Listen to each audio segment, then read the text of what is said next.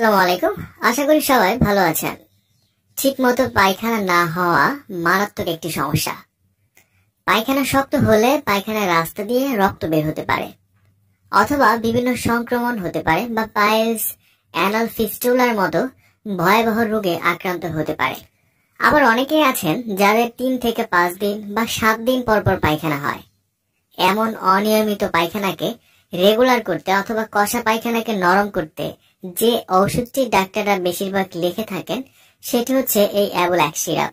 সেটা Aristo Pharma limited. আর প্রতি 1 চামচ অ্যাবোল্যাক্স সিরাপে রয়েছে 3.35 গ্রাম ল্যাকটোলোজ।